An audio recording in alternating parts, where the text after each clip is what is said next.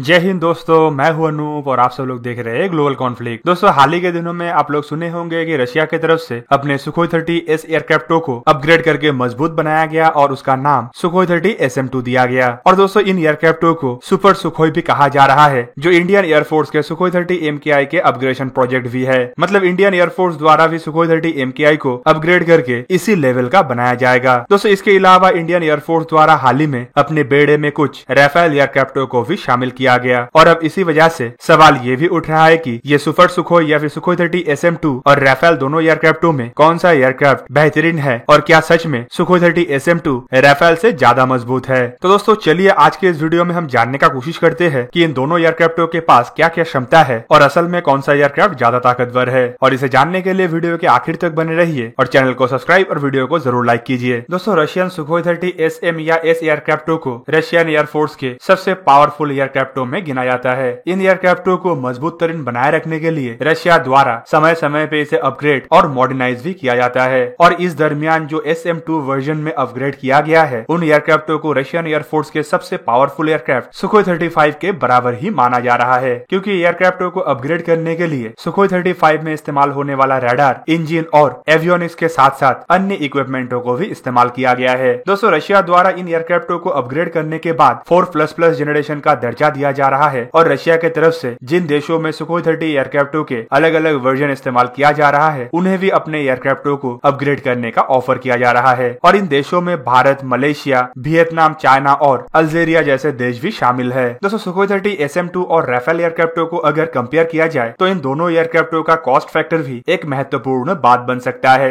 दोस्तों, जब SM-2 एयरक्राफ्टों के कॉस्ट के बारे में हम लोग जानने का कोशिश किए तो हमें पता चला कि रशिया द्वारा जो सुखोई 35 एयरक्राफ्ट बनाया गया है, उन एयरक्राफ्टों का पर यूनिट कॉस्ट करीबन $85 मिलियन है। मतलब एक एक एयरक्राफ्टों का कीमत बिना हथियार, मेंटेनेंस और ट्रेनिंग का करीबन $85 मिलियन होगा। जबकि SM-2 के बारे में जानने का जब हम कोशिश किए तो हमें पता चला कि रशियन एयरफोर्स द्वारा 2020 में ही 21 SM-2 एयरक्राफ्ट और 25 YAK-30 ट्रेनर एयरक्राफ्टों का ऑर्डर $1.33 बिलियन लागत से दिया गया। और दोस्तों, अगर YAK-130 एयरक्राफ्टों का यूनिट कॉस्ट को देखें तो आपको पता चलेगा कि हर एयरक्राफ्ट का कीमत $15 मिलियन और इस हिसाब से 25 एयरक्राफ्टों का कीमत $375 मिलियन होता है। मतलब एक सुखोई 30 SM-2 एयरक्राफ्टों का कीमत करीबन $44 मिलियन है। पर इस लागत में एयरक्राफ्टों का मेंटेनेंस, ट्रेनिंग या फिर हथियार शामिल नहीं है। वहीं पे अगर राफेल एयरक्राफ्टों का कीमतों को देखें तो फ्रेंच डेटा के मुताबिक एक single seated Rafale C aircraft का कीमत $81 million, twin seated Rafale B का कीमत $87.6 मिलियन,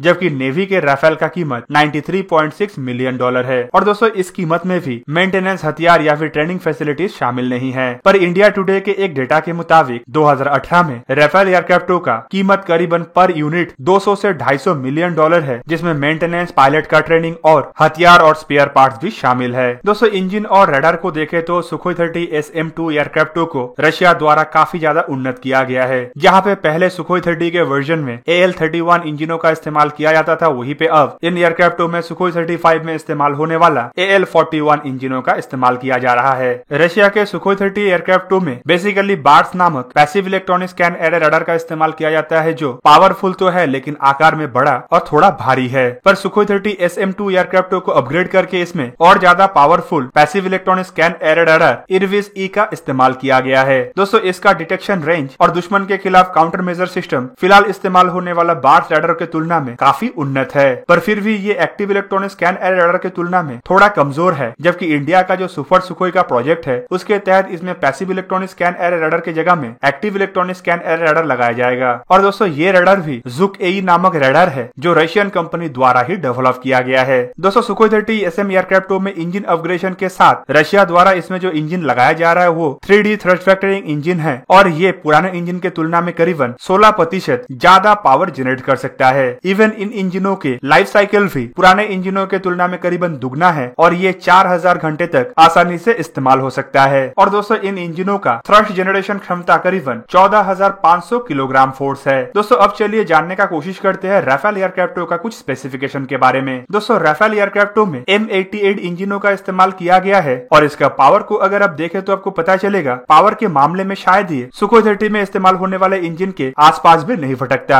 एक M88 इंजन के ड्राई थ्रस्ट करीबन 5100 किलोग्राम फोर्स है, जबकि maximum after burning thrust 7700 kilogram force है। पर दोस्तों, इन इंजनों का कुछ ऐसा एडवांटेज है जो इंजनों को काफी ज्यादा उन्नत बनाता है, जैसे कि इसका non polluting combustion chamber, single cylindrical tube blade, powder metallurgy disc और इन टेक्नोलॉजियों के मदद से एयरक्राफ्टों से निकलने वाला इंफ्रारेड सिग्नेचर को काफी कम करना पॉसिबल हो पाया है, जिस वजह से टोटल एयरक्राफ्ट के रडार सिग्नेचर भी काफी घट गया है। जबकि इन इंजनों के एक एडवांटेज ये भी है कि 4 मिसाइल और एयरक्राफ्ट के बेली में ड्रॉप टैंक के लोड लेके भी इन इंजनों की मदद से सुपर क्रूजर स्पीड हासिल किया जा सकता है। राफेल एयरक्राफ्टों का रडार सुखोई 35 या सुखोई 30 SM-2 एयरक्राफ्टों के रडार के तुलना में काफी ज्यादा उन्नत है, क्योंकि ये एक active electronic scan array radar है। राफेल एयरक्राफ्टों में RBE-2AA रडार का इस्तेमाल किया गया है, जिसका डिटेक्शन रेंज करीबन 200 किलोमीटर है। इवन इन रडारों के पास छोटे से छोटे आकार और स्टेल्थ एयरक्राफ्टों को भी डिटेक्ट करने का क्षमता है, जो इन एयरक्राफ्टों को उन्नत बनाता है। राफेल एयरक्राफ्टों के एवियोनिक्स सुखोई 30 SM-2 के तुलना में उन्नत माना जाता है और फ्रेंच डेटा के मुताबिक एक राफेल एयरक्राफ्ट में MDPU modular data processing unit नामक एक इंटीग्रेटेड मॉड्यूलर एवियोनिक्स का इस्तेमाल किया गया है। इन एयरक्राफ्टों में flight management system, data fusion, fire control, man machine interface जैसे अत्याधुनिक इक्विपमेंटों के अलावा electronic counter measure system, self protection system जैसे इक्विपमेंट भी इस्तेमाल किया गया है। और दोस्तों, आपको जान के हैरानी होगा कि एक राफेल एयरक्राफ्ट का टोटल कीमत का 30% खर्चा सिर्फ उसके एवियोनिक्स के ऊपर आता है। दोस्तों, एक राफेल एयरक्राफ्ट में स्पार्टन नामक एक इंटीग्रेटेड डिफेंसिव एड सिस्टम का इस्तेमाल किया गया है, जो एयरबॉर्न और ग्राउंड थ्रेट से भी एयरक्राफ्टों को बचाता है। जबकि इसके अलावा इसमें दुश्मन के इक्विपमेंटों को डिटेक्ट, जैम और नाकाम करने के लिए अलग अलग सिस्टमों का इस्तेमाल किया गया है। और दोस्तों, इन एयरक्राफ्टों का जो सबसे खास बात है वो है इसका इलेक्ट्रॉनिक काउंटर मेजर सिस्टम। मतलब इन एयरक्राफ्टों को दुनिया के किसी भी इलेक्ट्रॉनिक वॉरफेयर एयरक्राफ्ट द्वारा नाकाम करना लगभग नामुमकिन है। और इस इलेक्ट्रॉनिक वॉरफेयर सिस्टम का इस्तेमाल करके राफेल एयरक्राफ्ट दुश्मन के जहाजों को भी नाकाम कर सकता है, जबकि दुश्मन के ग्राउंड सिस्टमों को भी चकमा देने में इन सिस्टमों का काफी उन्नत तरीके से इस्तेमाल किया जा सकता है। दोस्तों, किसी भी एयरक्राफ्ट को ज्यादा उन्नत उसका हथियार बनाता है। एयरक्राफ्ट चाहे जितना भी उन्नत हो, हथियार अगर कारगर ना हो तो एयरक्राफ्टों को दुश्मन के खिलाफ इस्तेमाल नहीं किया जा सकता है। और दोस्तों, इसीलिए चलिए आखिर में जानते हैं कि सुखोई 30 SM-2 और राफेल में किसमें कितना उन्नत हथियार का इस्तेमाल किया गया है। सुखोई 30 SM-2 एयरक्राफ्टों में करीबन 14 हार्ड पॉइंट है, जो अंडर विंग और अंडर फ्यूसेलाज है। और इन हार्ड पॉइंटों में RVV-AE,